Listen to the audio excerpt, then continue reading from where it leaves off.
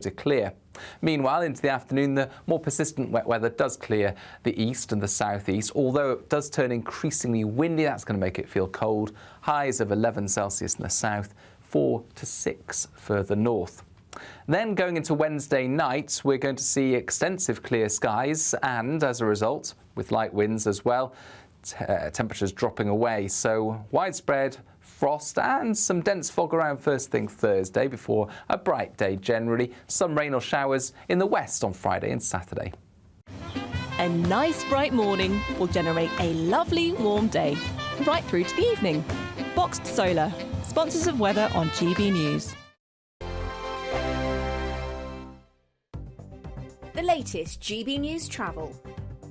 Good evening, I'm Johnny Ratner. Big problems in Cumbria tonight on the Carlisle-Penrith stretch. The A6 is closed just off the M6 and the scene of an accident. And in North Yorkshire, the A19 remains shut at Eggborough. This is to the east of Nottingley and the scene of a collision. On the M16 Greater Manchester, the outside lanes blocked clockwise just after Junction 1, Stockport Pyramid following a crash. Queues all the way back round to 24 at Denton Island. And in Warwickshire, the M6 southbound is partly blocked from Junction 3 to 2. The inside lanes closed north of Coventry following an accident. In East London at North Woolwich, Albert Road shut near to London City Airport after a water main burst. Many roads in the west and southwest of England are closed because of flooding, and trains are still suspended via Northampton. Buses replace services out of Milton Keynes to Coventry. That's the latest. You can stay up to date throughout the day by visiting our website, gbnews.com. It's our festive treat to you. Your chance to win an incredible £50,000 in tax-free cash. Our biggest ever Great British giveaway. What would you spend £50,000 on in the coming year? Spectacular holidays, a brand new car, home improvements, or maybe you'd just like to save it for a special occasion. For your chance to win £50,000 cash, text cash to 63232.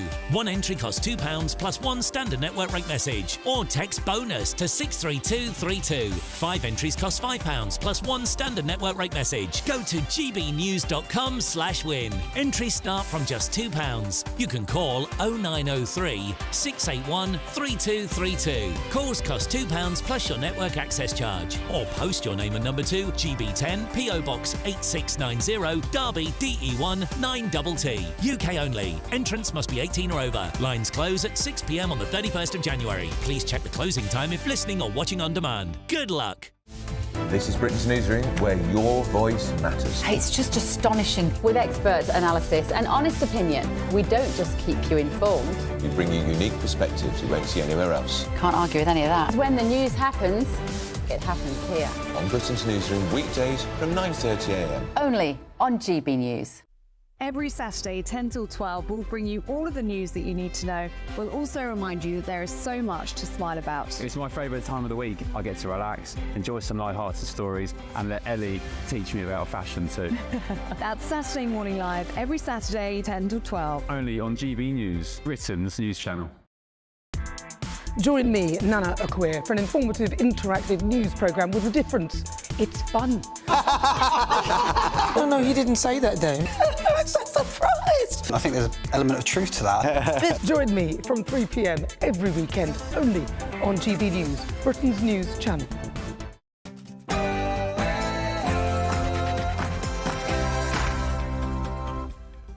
Hello there, it's 6 o'clock. I'm Michelle Dewberry, and this is Dewbs Co. Coming up tonight, a crucial court case has started today, which has the potential to have huge ramifications for women and girls. I'll have the latest on that. Also, there's a new plan to get people working. How many times have we heard this before? And will this time be any different? Speaking of work, we go to work, we pay our dues, but what do we actually get in return? Many people feeling like Britain's social contract is broken. Is it? Also, jovial adverts on public transport re-assisted dying. Is this really the right approach?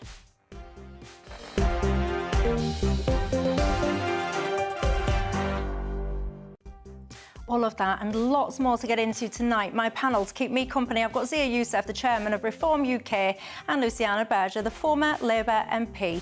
So all of that and more, but first, let's get the 6 o'clock news headlines.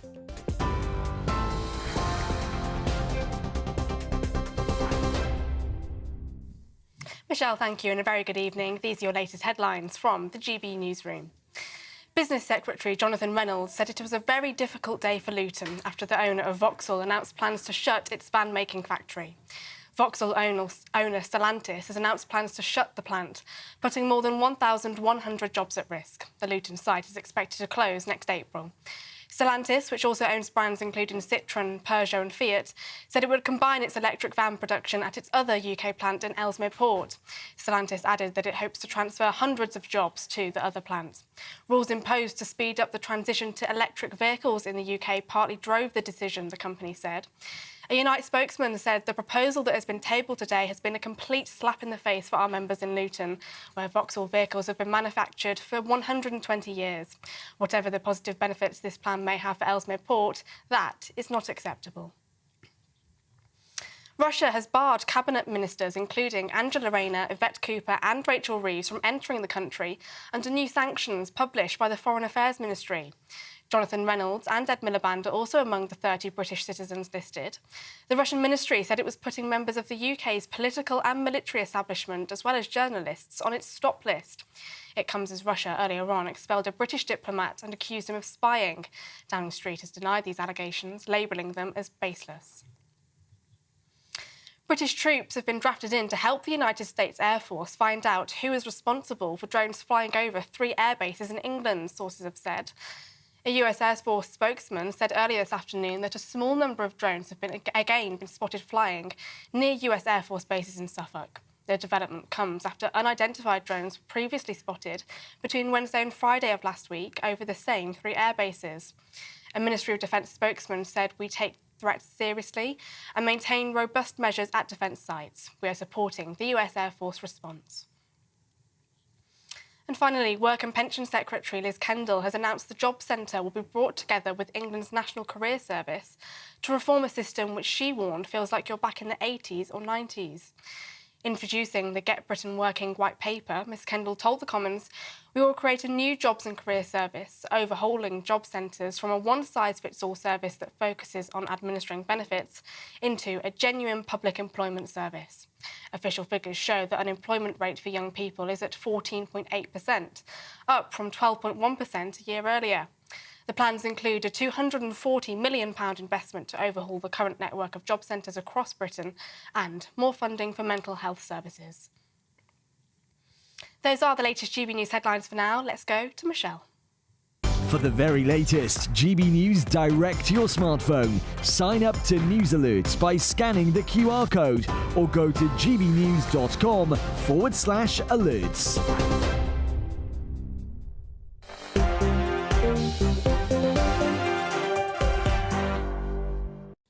Thank you very much for that. Hello, everyone. I'm Michelle Dewberry, and I'm alongside you till 7 o'clock tonight. And alongside me, I've got my panel, Zia Youssef, the chairman of Reform UK, and Luciana Berger, the former Labour MP. Good evening to both of you. You're very welcome tonight. Good evening.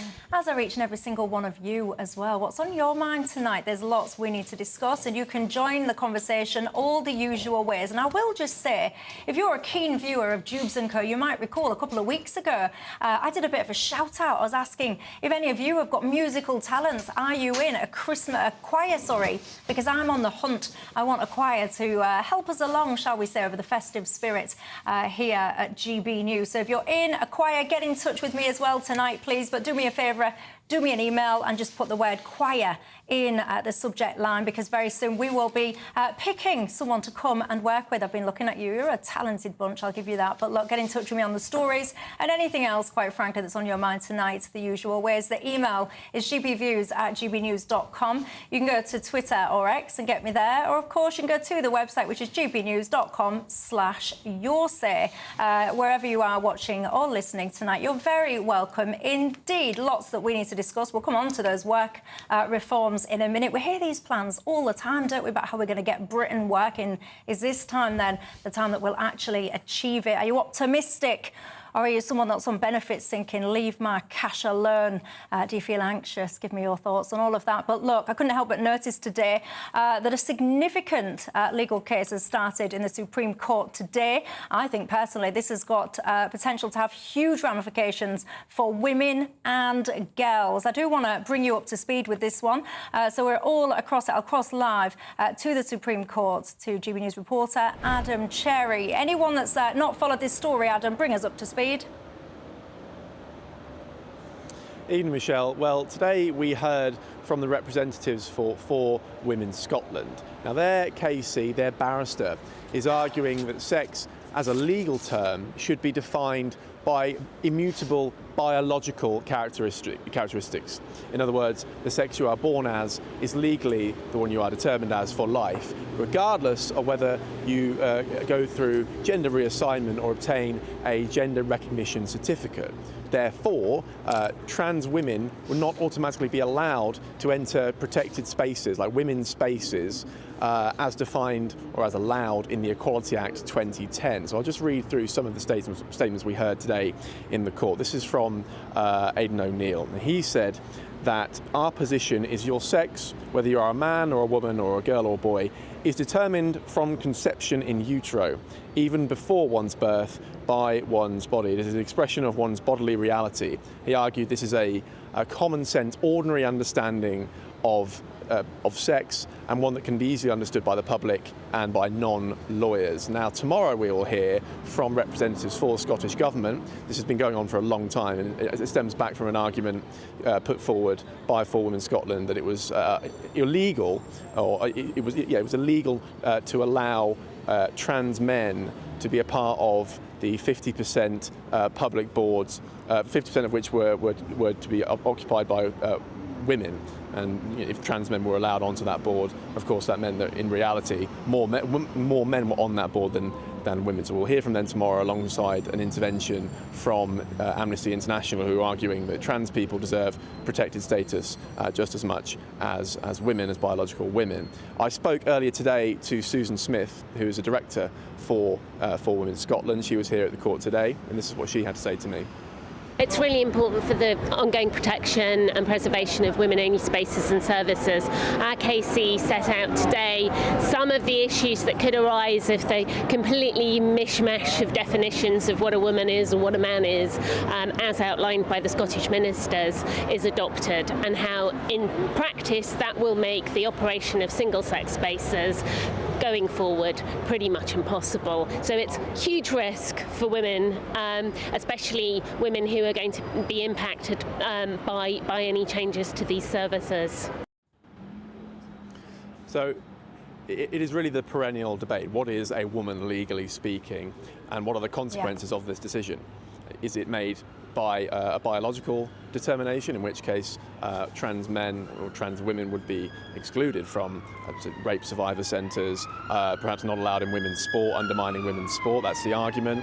And tomorrow we'll hear, as I say, from representatives for the Scottish Government, who will say that it's important that trans people are equally protected because they're a small slither of society and they experience persecution as well. So that's the argument. It has huge ramifications for the UK, not just in Scotland, across all four nations, because it answers legally for the first time that question: what is a woman in the eyes of the law? Fascinating stuff, Adam Cherry. Thank you very much for that. I've got to say, I make no apologies for commencing my programme with that very crucial topic, ladies and gents. Whether you're a female yourself, if you've got daughters, granddaughters, this will have huge ramifications potentially for our right to have single-sex spaces. I, as a female, do not want biological men in my single-sex spaces, and I know that millions of women like you, like myself, have very, very strong opinions on that matter. Likewise, very strong opinions on the other side of the fence as well. You can tell me your thoughts on it all. But for now, look, we talk about work all the time and benefits, don't we? Today, we've seen yet another announcement about reforms to employment. Apparently, this one is going to be the biggest set of reforms in a generation. That sounds interesting, doesn't it? Let's listen to more information from Liz Kendall, shall we? Bringing forward the biggest reforms to employment support in a generation.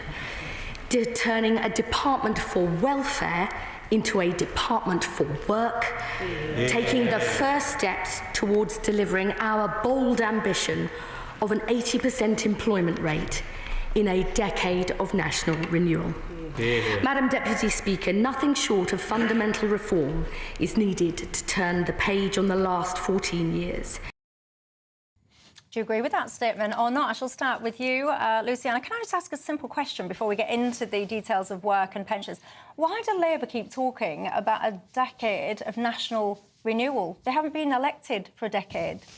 Well, setting out the plans. I mean, these things take time to implement, and it's about ensuring that we have to have that decade of renewal, because after 14 years of the last Tory government, we find ourselves in a situation today where 1 in 8 young people are not earning or learning. We've got 2.8 million people who are long-term unemployed due to sickness, and over 9 million people who are economically inactive. Our country has fared worse than any other large economies post-pandemic, and that's a very serious situation for any government to have to rectify. So having putting the investment in to ensure that young people starting in primary schools, secondary schools can get the training opportunities, the education, get the support, working with employers, working.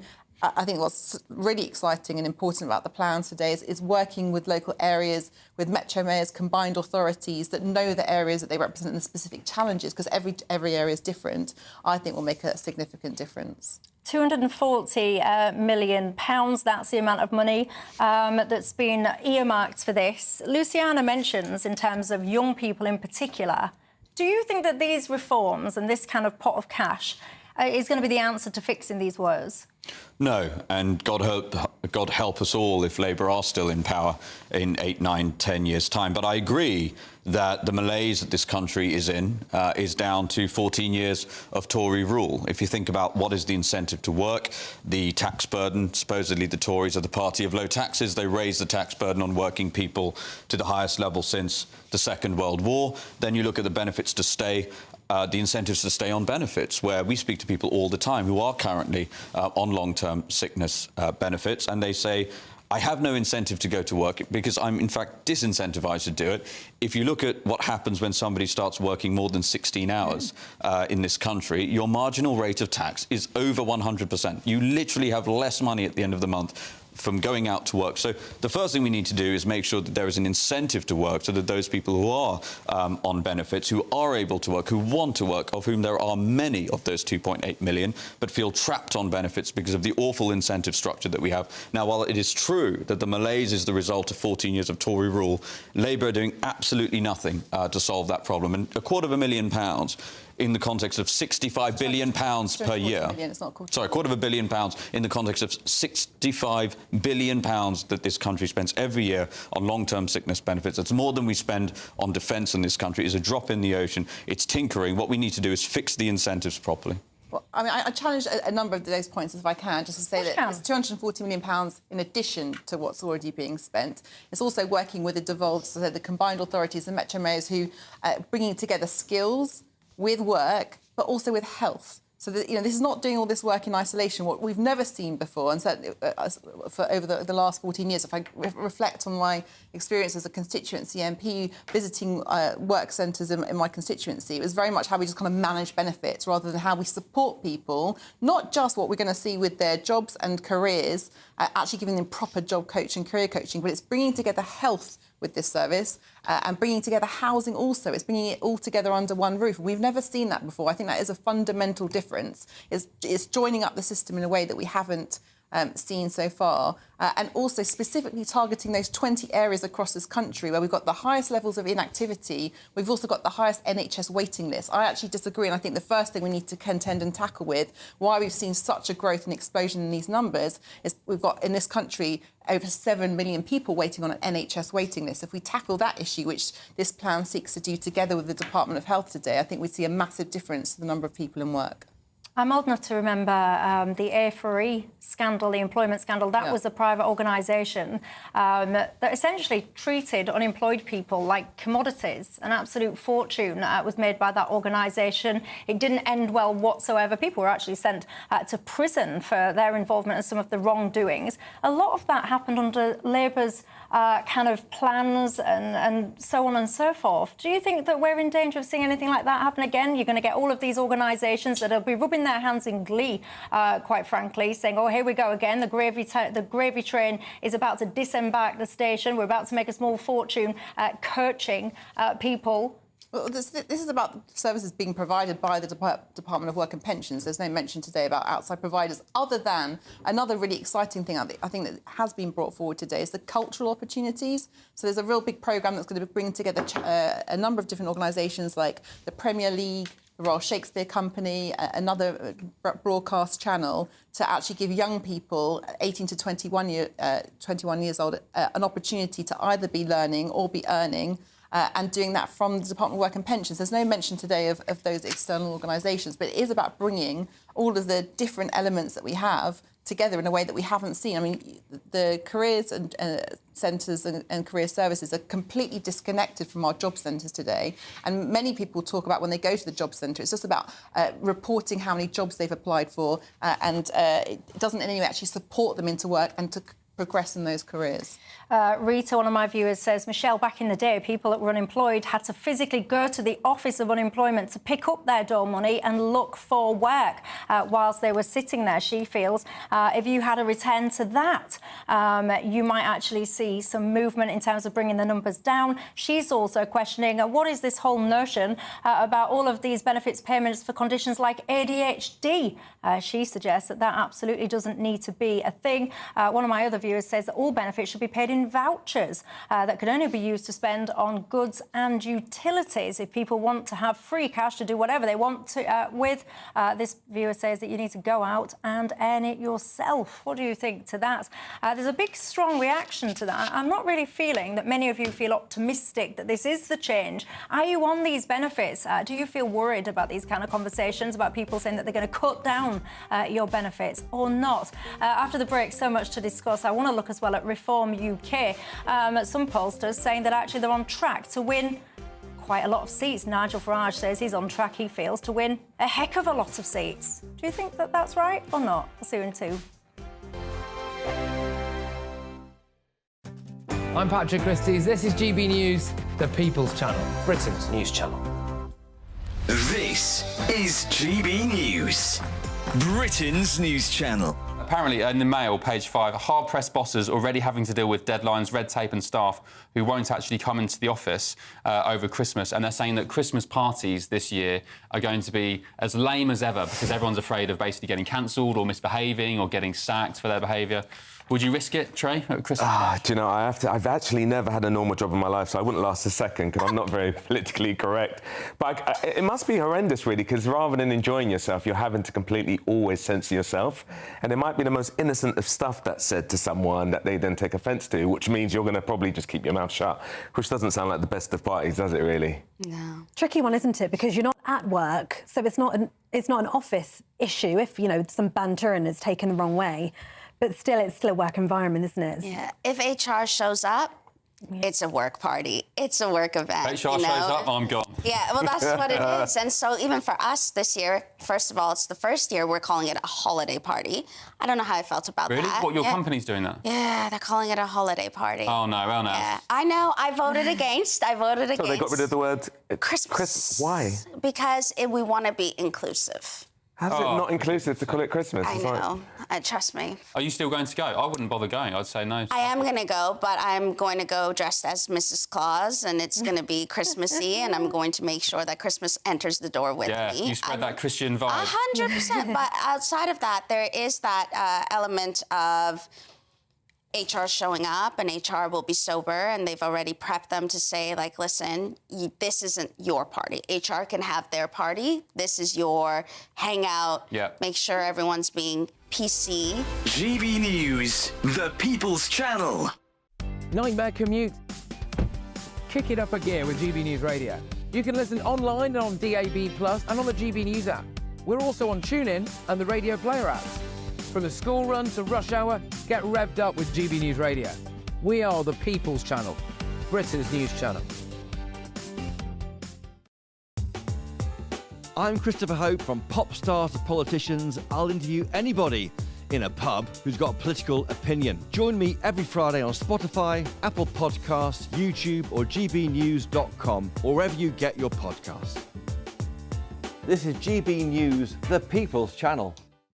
Nightmare commute? Kick it up a gear with GB News Radio. You can listen online and on DAB+ and on the GB News app. We're also on TuneIn and the Radio Player apps. From the school run to rush hour, get revved up with GB News Radio. We are the People's Channel, Britain's news channel.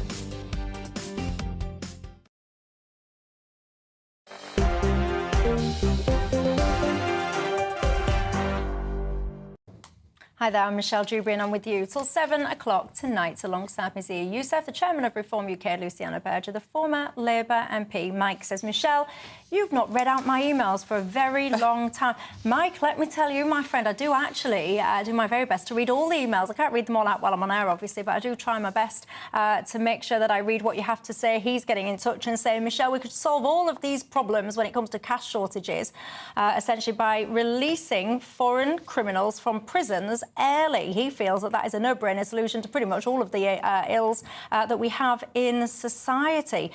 Jan said, what happened to all of that money that Labour were going to raise from taxing non-dom residents? Apparently that was going to fix absolutely everything everywhere. What's do you say back to Jan on the non-dom stuff? She's saying that she thought before the election it was all about non-doms. Non-doms was going to fix absolutely everything. She said, what happened to that? Well, it was covered in the budget. Non-doms have been dealt with. But what Jan's saying, I get what you're saying, Jan. I think Jan's point is we were told over and over and over again that things like non-doms, we was going to tax the non-doms and that would fix this and that would fix that. But yet we seem to be going back to ordinary people in society and tapping them up for more and more money. Well, we're not going... I mean, the commitment to the election was that no one would see an increase in either VAT, income tax or national insurance, and that's exactly what's happened. There you go. It was working people that wouldn't see a tax increase. Obviously, people failed to realise that when you did actually apply some of the costs like the national insurance rises to employers, you would absolutely feel it, but just perhaps in a different way. Look, keep your thoughts coming in. Jan, you can tell me whether or not you think that answers your question or not. But look, what is then the political landscape going to look like in the future? I've just asked the question about why do Labour keep talking about a decade of national renewal when that's not actually the term that they have. But what will the next term look like? Polling now suggests that Reform UK could do some potential damage to the landscape there in Scotland. What do you think to this? Well, obviously, you're going to say it's great and that it's accurate. Are you not? Well, to look at the evidence, it's clear Reform has all the momentum in British politics. We're about to break 100,000 new members. Those of you watching this who are not yet members but support Reform, I'd encourage you to go and join now. We have almost 400 branches now opened across the country. All the polls show us consistently now at all-time highs, anywhere between 19 and 21%. Almost all the polls show us ahead of the Tories in Wales and in Scotland. So we have all of the momentum. We're building infrastructure. We're going to have a formidable ground campaign machine up and running by the time of the English County Council elections next year. And that will go with, obviously, the brilliant 5 MPs that we have, led by Nigel. And by the way, those 5 MPs do a far superior job to holding Starmer's government to account than the 121 Tory MPs. So if you just look at the evidence, it's clear the British people are sick and tired of the two old parties. We are the insurgent party, and Nigel's going to be our next Prime Minister. Confident fighting talk there. Do you agree with that? Nigel Farage going to be the next Prime Minister? I mean, I admire the optimism. The optimism. But no. I mean, if we look at... this article in particular focuses on Scotland, for example. I mean, in terms of who it's going to be between for the Scottish Parliament, it's very clear it's between the Scottish National Party and Labour. That's where the fight is at. And obviously there's always some movement between the minor parties, of which Reform is one. And I think it speaks a lot to the challenges that the Conservative Party are having in all parts of the country, including in Scotland, that we might see that kind of Reform takes over the Conservative Party. But we only have to look at the by-elections that have happened in Scotland since the general election to see, first of all, the SNP have lost 16 by-elections in succession. We've seen Labour pick up a number of council seats. We've seen swings to Labour, and we've seen commitments from the new government in the wake of the general election to Scotland, which is what the Scottish people need after 20 years of rule from the SNP. But, I mean, popularity ratings-wise, Nigel Farage currently rates as being more popular than the Prime Minister of this country, Keir Starmer. What do you think to that? Well, I think there's lots of different polls, and we can look at them in lots of different ways. I know, but I'm asking you about that specific one. Well, no, but parties are bigger than their leaders, you know, in terms of who is in charge, and it's not just one person, one personality. So you don't find it a bit embarrassing that Nigel Farage seems to be more popular in polling than the Prime Minister of this country? I've seen different pollings, and also it's very easy to sit on the back benches as Nigel Farage did today, although it's interesting that he doesn't actually spend that much time in Parliament. He's like in all parts of the world, including in America. And actually... Keir Starmer's hardly ever here. Well, he's also Prime Minister and has a job to do with various engagements like the GS. What about all the Labour MPs who went out to the DNC convention? I didn't hear a peep from anyone on the left about that. There was no Labour MPs that went to the DNC convention. There were Labour MPs. There was no... I've seen the federals. There was zero MPs that went. There was lots of Labour Party activists and staff. There was zero MPs. There were Labour MPs at the DNC convention. Please tell me who they were. I don't have the names in front of me, but people can check it. That's patently, that's not true. There was a delegation, and absolutely right that we have, in the same way that there's connections and work that goes on, relationships between parties internationally to share best practice. It's absolutely right that the Labour Party has that with its sister party, be that in the USA or in other countries. But in terms of parties being in control and leading, you know, it's very easy to shout from the backbenches and to say anything that you want. I mean, I noticed that the manifesto that was put forward by Reform at the general election, it was literally pie in the sky. It was not costed. There was, you know, it was just like ideas that sounded very nice, but actually wouldn't actually deliver for the people of this country. Well, as Michelle pointed out, the Ipsos poll that came out just a few days ago had Nigel Farage as the most popular leader of any political party in this country. Not only more popular than Keir Starmer, but actually meaningfully more popular than Kemi Badenoch. I've not seen a poll that demonstrates anything other than that. And the key point here is that momentum and trajectory are far more important than absolute position, and we have all the momentum. Do you think they've got all the momentum? How do you feel about politics in this country? Are you sitting there feeling, yes, you know, if there was a general election tomorrow, I know exactly who would be getting my votes? Or are you all just a bit sitting there going, do you know what, I've had enough of everyone, quite frankly? Get in touch and tell me what you think about the state of politics today. But let me ask you this. You go to work, you graft, you want to do your best in society. Do you feel that you actually get enough out of society? Do you feel rewarded for your endeavours? Certain people feel now that the social contract essentially in Britain has broken. Are you one of those people? And if so, what do you think the answer to fixing that is? Tell me and I'll see you in 2.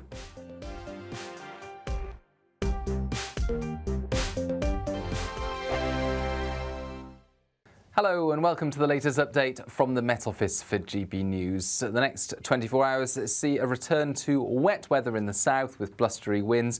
A different story further north where frost and fog will prevail because of high pressure sitting to the north of Scotland. That's keeping winds light and skies clear as we go into Tuesday night. Meanwhile, another low turns up across the southwest. Wet and windy weather into southwest England, South Wales, and then by midnight running along the south coast, pushing into the Midlands, East Anglia and the southeast. The heaviest rain will be along southern counties of England with the risk of localised flooding because it's coming on top of all the wet weather we've recently had, and it's going to be an unsettled but mild start to Wednesday in the south and across central parts of England and Wales.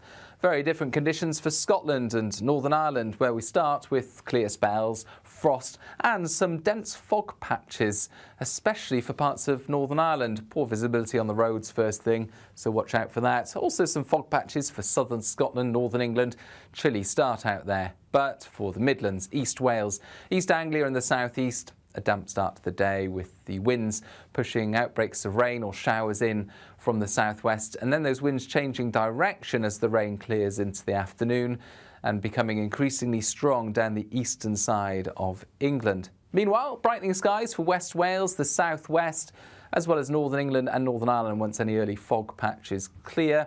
A crisp but bright day for northern and eventually western parts of the country, whilst it stays cloudy and breezy further southeast. Thursday starts with outbreaks of rain into the southwest. This rain, generally light and patchy, shouldn't cause too many issues, but it then spills into Northern Ireland as well as parts of Wales, whilst it stays dry and bright further north and east. Friday's similar. We're going to see some rain at times in the west, and it turns milder by Saturday. The latest GB News travel.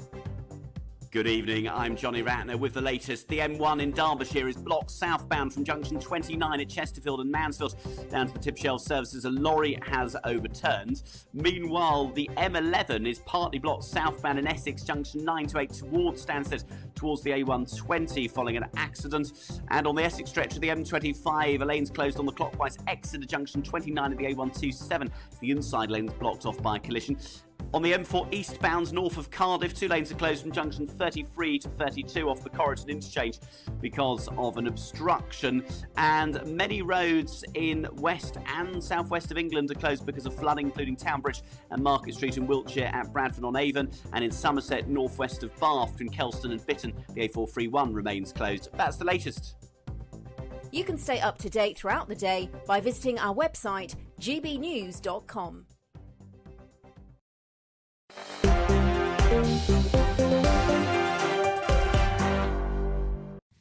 Hi there, if you're just joining us, I'm Michelle Dewberry. Till 7 o'clock, Zia Youssef, the chairman of Reform UK, and Luciana Berger, the former Labour MP, is alongside me. Good evening to all of you. Before the break, we was having conversations about whether or not there were any Labour MPs at the DNC. There's no messing around with you lot, because as soon as we go to the break, you're sending me details of who you think was there. Chion Wara, you're sending me the pictures, her tweets, celebrating the fact that she was there, and many of you are saying Lucy Rigby and Mike Trapp, you're saying that a couple of those were not MPs at the time. No.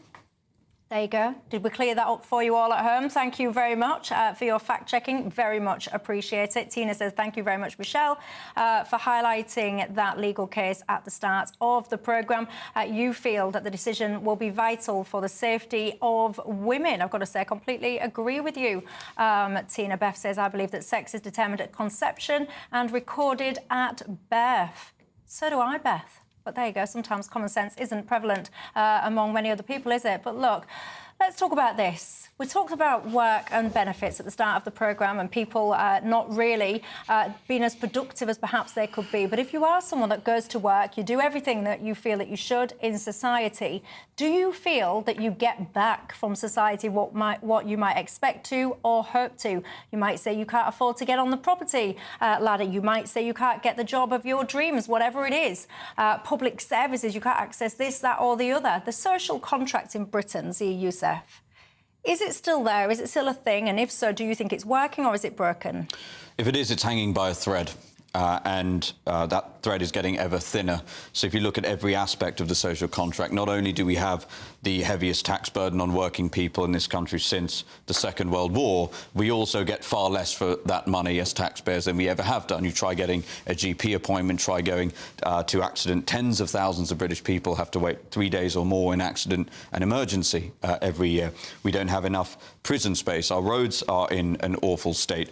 Clearly, our education system needs improvement. So on the one hand, you have far less taxpayer value than you've had in generations. And then if you look at the social contract between young people and elder generations, if you're a young person now in this country, well, look at the numbers. We have a quarter of our young adults, in fact, closer to a third, actually, of our young adults, 20 to 34, still live at home with their parents. Not only is buying a home a pipe dream, renting a home now is totally beyond their reach. If you look at the level of taxation that they have to face as soon as they come out and start working, many of them, frankly, have been hoodwinked and conned into getting utterly useless university degrees, saddled with tens of thousands of pounds of debt that's going to do them no good whatsoever, and they have no hope of paying it off. So it's unsurprising that so many of them are so disillusioned. The way we're going to solve all of these things is by getting to the heart of the problem. We need to eliminate income tax below £20,000 per year. That will help the youngest and the oldest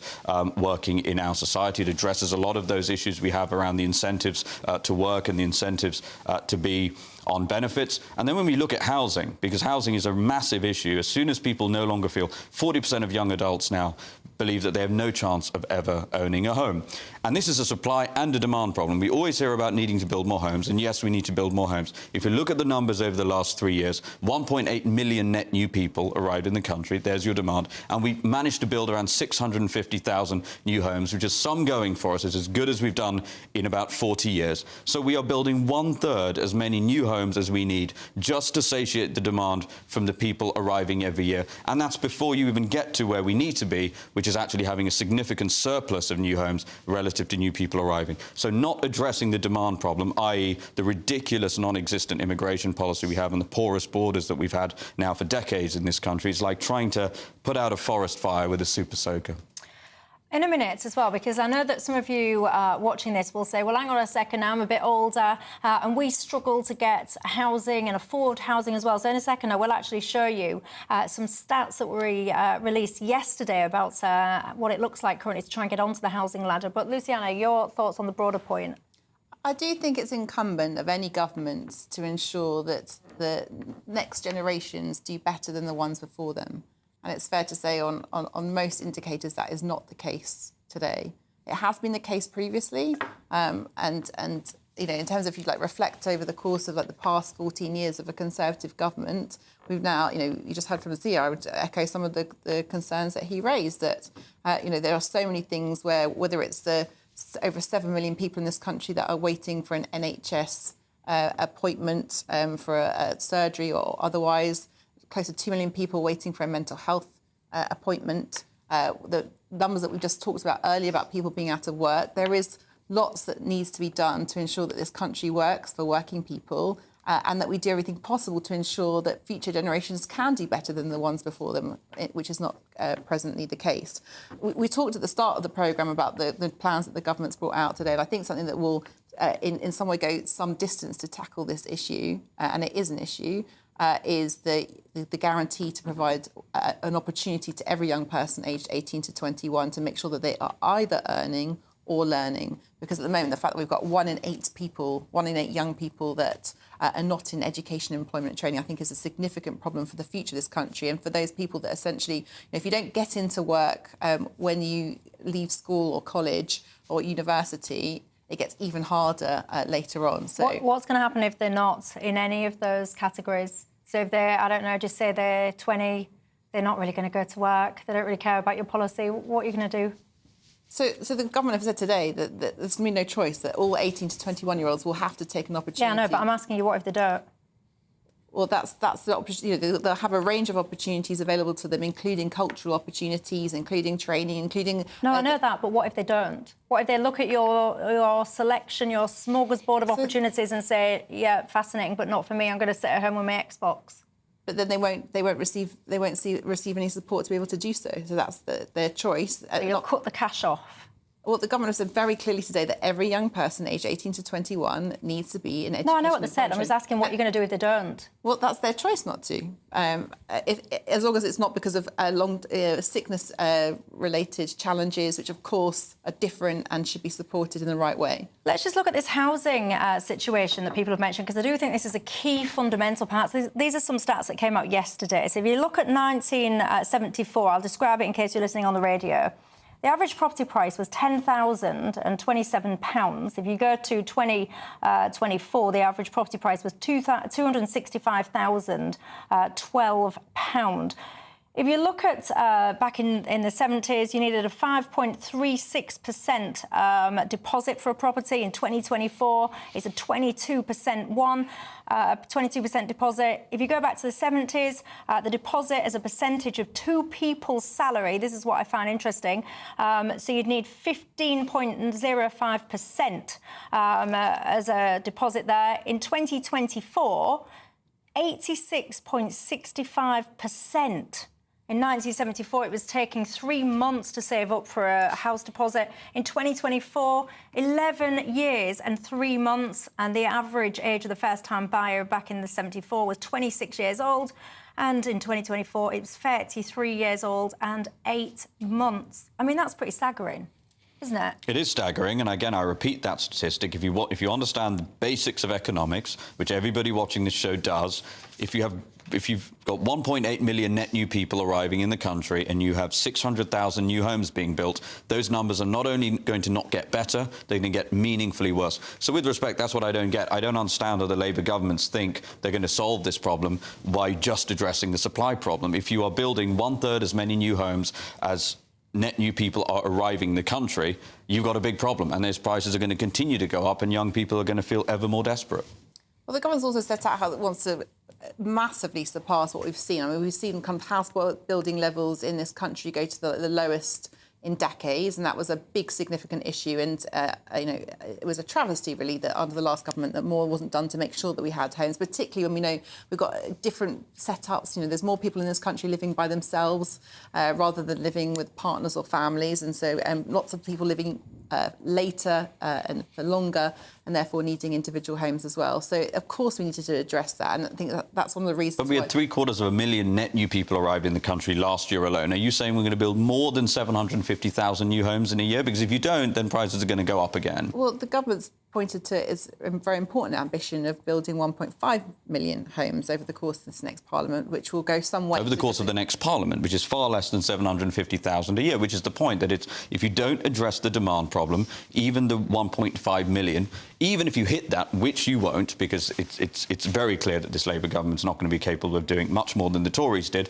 you will see prices continue to go up. I don't accept that. I think that all eyes and all efforts and all energy is focused on this important target, a really important target for this country, particularly when we have seen such low levels of house building, in terms of creating jobs and creating homes for the future, in terms of providing social housing, which has essentially been decimated over the course of the last... Let's say you're right. Let's say you're right and you hit that target. At the current rate, net migration levels, at the current rate, you will see 2.5 million net new people arrive inside that time frame. You will build 1.5, even if you hit your target. You're still going to see all the numbers Michelle just mentioned get much, much worse. But your projections are based on previous numbers. So you're going to bring net migration down? In terms of your assumptions that that's going to continue at this pace, I don't accept that that is the case. So, I think in terms of what we've just heard from the Prime Minister over the course of the last week, I think there's lots of things that this government set out in terms of tackling migration and ensuring also that we've got 80% employment in this country. That part of the challenge is that our employment levels are at 75%. We've got a government today that's now targeting and to ensure that we have at least 80% employment, which will go some way to creating jobs, creating homes and creating the future for this country. Do you share Luciana's optimism, or do you share Zia's concerns? Get in touch and let me know. Jeff says most people I speak to want no more established politicians. What you're saying is you feel like you want a complete new set of standards and morals and new people to be implemented. Phil says he absolutely feels the contract with the British public is broken. David says the social contract is broken, Michelle, and it's very simple because so many people are paying into the system whilst watching so many people who have never paid into the system constantly taking out of the system. He blames immigration as well for a lot of that and says it's the elephant in the room that hardly anyone ever wants to discuss. Get in touch and tell me your thoughts on all of this. Lots to discuss coming up in the break. I'll see you in 2.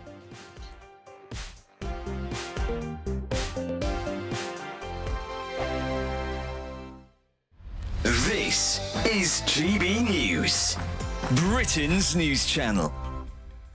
Recruiters are warning that if you're not tech-savvy, you could be missing out with your CV failing to make it through an AI-powered sifting process. So we've gone from sort of computer says no HR people ticking boxes to AI, right? Is that right? Yes, well, this applies once you're in the job as well, as a recent report revealed that employees expect AI will manage an average of 1/3 of their tasks within the next 12 months. Well, joining us now to discuss this is Cosmo Curry, founder of Van Kuysen, a leading company in technology recruitment. Morning, Cosmo. Morning. Good Hi, morning. Van. Well, thank you for joining us. It's very interesting, isn't it? Because AI is, of course, on the rise and now in the workplace and in universities and things. Another article came to mind. There was a student recently, I think it was in the news just the other day, that got in trouble for using AI. So there's for exam purposes and essays. So there's lots of different ways that it can be a good thing and a bad thing. But you're, of course, here to talk about the ways in which AI is a good thing within the workplace. Absolutely. I mean, AI is here to stay, for sure. And we're seeing this rise of people using it in such a clever format. And the other side of it is also we're seeing people who are using it and during the process of that, they are losing their character. We're losing the actual insight into the individual behind that. And so we've kind of got this kind of mix. And I think AI is phenomenal when you're looking at it from a point of view of optimization, point of view of speed, getting results. But I think we have to remember that the fundamental of recruitment is people. And we cannot substitute the people, the personal aspect, by replacing that with AI. GB News, the People's Channel. Weekdays on GB News. Wake up to breakfast every day from 6 a.m. Followed by Britain's Newsroom at 9:30. At noon, it's Good Afternoon Britain. Followed by Martin Daubney from 3 p.m. Only on GB News, the People's Channel, Britain's news channel. Join me, Nana Akweer, for an informative, interactive news programme with a difference. It's fun. No, he didn't say that, though. I'm so surprised. I think there's an element of truth to that. Join me from 3 p.m. every weekend, only on GB News, Britain's news channel. In the GB Newsroom, we bring you the news as it happens. With our team of dedicated journalists across the UK. We're ready to keep you up to date with what's happening every half an hour, every single day. Bulletins here on GB News. The People's Channel. Britain's news channel.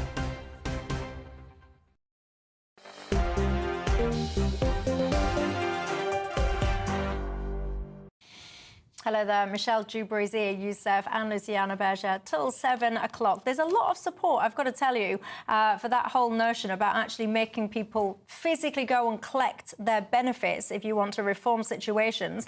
What about those people that wouldn't physically be able to do that, though? What do you do in those kind of situations? Rita, again, you got back in touch and said, Michelle, I remember when I was quite young, we didn't used to have benefits for this age group. It was very simple. We either went to work or we had no money. It was very simple back in those days. Life was a lot simpler many decades ago, Rita, wasn't it? But look, assisted dying, we know what's happening with this. It's been debated, it's been kind of dissected so much now. Which way will that vote go? Well, a lot of people are very unhappy at the moment because obviously this topic has huge emotional feelings, whichever side of the fence you're on. TfL, so that's the London Underground essentially, have come under fire now for permitting these adverts. I don't know if you've seen these. And I have to give you some context about this. Bikini advertising was banned not that long ago. There's some food ads that are banned, junk food ads that are banned. But look at these adverts, everyone. You've got like these three kind of relatively youngish people. My dying wish is that my family won't see me suffer and I won't have to. My dying wish is to know I have choice. My dad didn't, and my dying wish is to play out with the ones I love. I don't really get that last one, but anyway, this has upset a great deal of people. Where are you on this, Luciana? I don't like those adverts at all. I'm not sure. I mean, who thought that was a good idea from a campaign perspective? I mean, I appreciate that there's, there are rules about what can and can't be put on adverts. It's not within the gift of anyone individually to decide. But I find it very unusual and odd that anyone, if they're in support of this measure, is putting these posters forward, because I found it very, very, very uncomfortable. I didn't like it at all. Are you in support of this measure? Do you think that this should be passed and that we should have assisted dying in this country? I don't support the bill as it currently stands, no. I am very much, and I know this will be very upsetting to people because I know it is a very sensitive issue, but I am very much in favour of assisted dying being legalised in this country. But even I find these adverts a little bit odd, to put it mildly. Zia, where are you on this?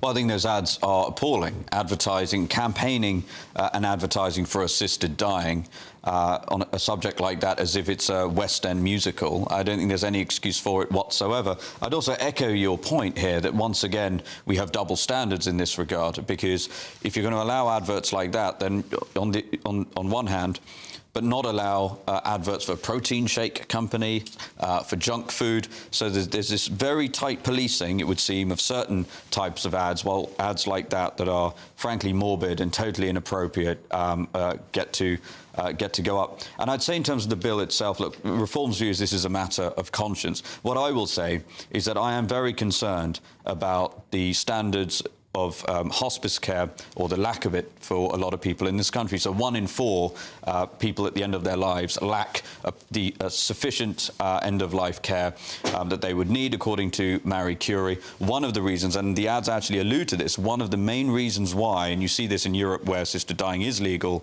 why people choose to go down the route of assisted dying is because they are worried about being a burden. So I think we have to ensure first that that the state of hospice care in this country for British people is where it needs to be. Where are you on this issue? I think it is such an emotive, kind of sensitive issue, and everyone has their own worldview, life experiences, family experiences, personal health experiences as well, which will drive your decision on this as well. Why do you think these double standards in advertising exist? Sadiq Khan. Very simple. He was the one who championed a lot of those sorts of ads being taken down, and we see it consistently in London that campaigns for the left are given prominence, whether it's protesters being treated in different ways. We see it consistently. The idea of a two-tier society now is widely that view is widely held in British society, and you see it pervasively across multiple elements, including advertising, and the buck stops with Sadiq Khan in London.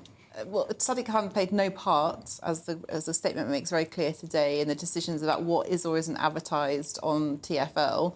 The challenges in this country is that we have advertising standards, so we're very keen to identify and essentially we legislate as we go, or we put rules in place as we go about what we can't advertise, and therefore we have to identify those points and things that need to be ruled out, but we don't have like a catch-all for things that we might not like. So, with respect, TfL made the decision, and TfL is the responsibility of Sadiq Khan. But Sadiq Khan didn't make the individual decision about what wasn't. I said the buck stops with Sadiq Khan, and he's responsible for TfL, and TfL made the decision. But it's also, in terms of what can and can't go up, it's, it's not illegal to put those. I might not like them. I really don't like those adverts at all. But in terms of the legality of it or the rules that are in place. But then what was wrong with the protein shake advert that Sadiq Khan had a big problem with? I'm not aware of the protein shake. I remember a bikini advert. So there was a bikini advert that was a lady, and she was saying that she was beach ready or something like that. I remember that got stopped. But then I think we're actually talking about the same thing. I think that was actually a protein shake advert for men. Yeah, and I saw an advert the other day for a male stripper, a male striptease show, and I was surprised that was allowed to be advertised. But anyway, maybe I'm just becoming a bit prudish in my old age. I've got to tell you, there's not a lot of people, in fact, actually, I don't think I've found anyone yet, that agrees with these advertising. There's a lot of differing opinions about whether or not you support assisted dying being legalised. And I think, Guy, you just summed it up. You said at the end of the day, Michelle, most people in your mind, you're saying that they're quite torn on the issue of assisted dying. If you do support those ads, though, get in touch and tell me why. Lots of you are getting in touch about this property issue. Pat, you've got in touch and telling me about you bought your property for £9,000, Pat. Where do you live? You're pointing out, though, that you've had to borrow against your property, you've had your interest costs, you've had all of your renovations and so on and so forth. You're saying you had to work damn hard for your property. But those figures, Pat, they are eye-watering in terms of the amount that you need to save out of your salary now. 86.65% as a deposit of that is as a percentage of 2 people's salary in 2024 versus it would have been 15% as a percentage of 2 people's salary back in the 70s. Anthony says people should cancel their smartphone contracts and avoid expensive coffee. Then they could afford a house. You'd have to drink a lot of coffee, to be fair, in order to buy a house at these current prices. I don't know where you live. Even in Hull, I mean, you'd have to drink an awful lot of coffee to afford. I think Marvin said, Michelle, this assisted dying situation is simple. You wouldn't have an issue with a pet and allowing them a peaceful death. So why would we do it and restrict that for adults? But I've got to tell you, it's not as simple as that for a great deal of people. Lots of you surmising as well that the social contract in this country is broken. You've got lots of different ideas of how to solve it. One of my viewers has said, Michelle, if young people don't want to take a job after 2 or 3 attempts, you conscript them into the army. I'm not sure the army would want them. They sound a bit burn idle, those people, isn't it? Anyway, look, that is all we've got time for. Luciana, thank you very much for your company. Zia, thank you for yours too. Lots of you still very confused. You say if there was a general election call tomorrow, you would have no idea which way to vote. You can ponder it, because we've got a bit of time yet. But anyway, look, that's all from me. Have a great night. I'll see you tomorrow. Night.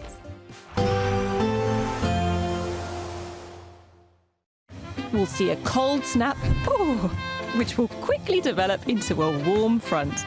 Boxed Boiler Repairs, sponsors of weather on GB News.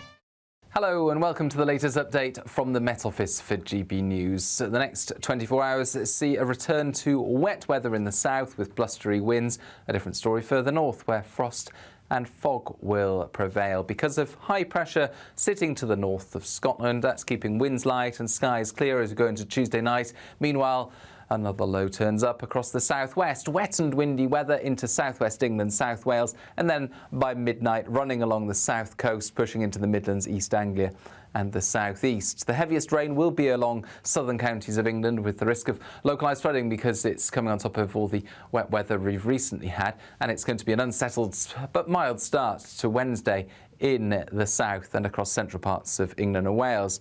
Very different conditions for Scotland and Northern Ireland, where we start with clear spells, frost and some dense fog patches, especially for parts of Northern Ireland. Poor visibility on the roads first thing, so watch out for that. Also some fog patches for southern Scotland, northern England.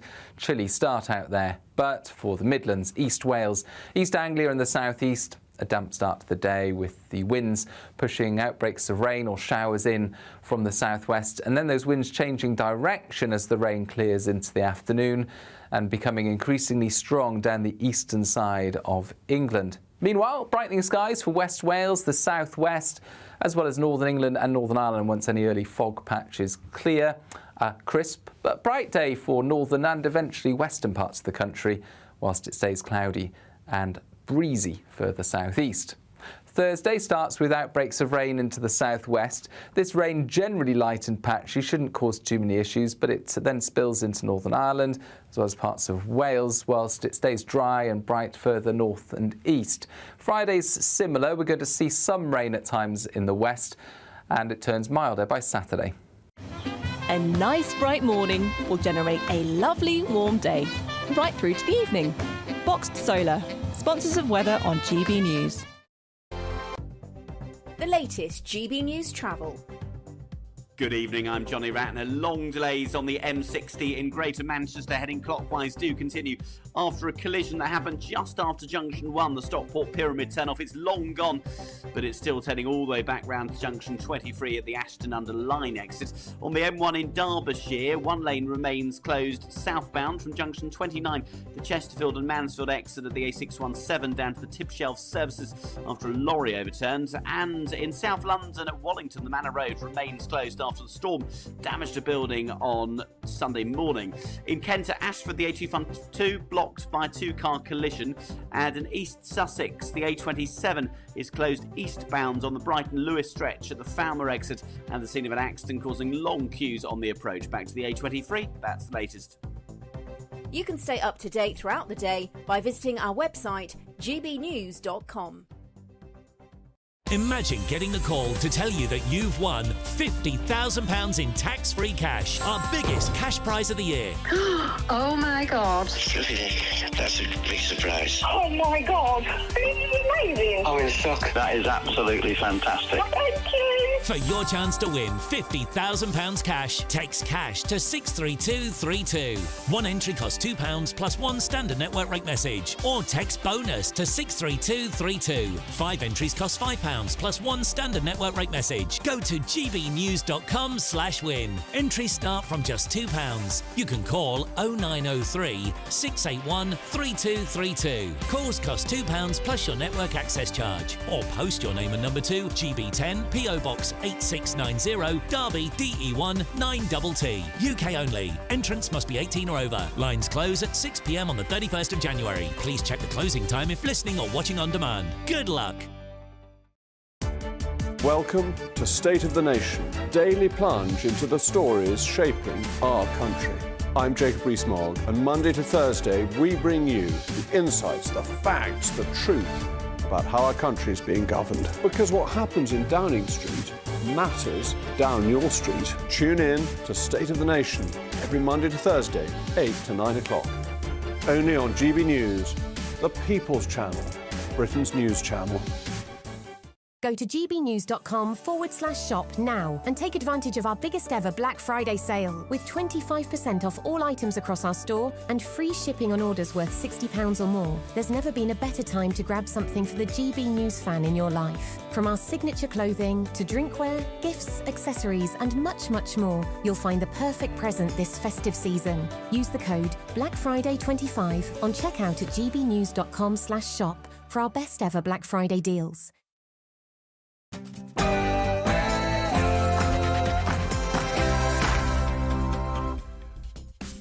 Good evening. As 1,100 car jobs go in Luton, I'm going to ask, is the British car industry dying? Have we made a massive mistake going for EVs in the way that we have?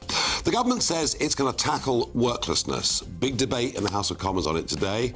They're going to employ a lot more medical staff to help young people with mental problems get back to work. But will it be a success? Or have we heard all this stuff before? A petition has reached nearly 3 million calling for there to be a general election. Does it really make any difference? And Trump tariffs. He's not even been inaugurated yet he continues to dominate global news. He's going to put tariffs up massively, or so he says. Can we, as the UK, avoid them? But first, before all of that, let's get the news with Katie Bowen.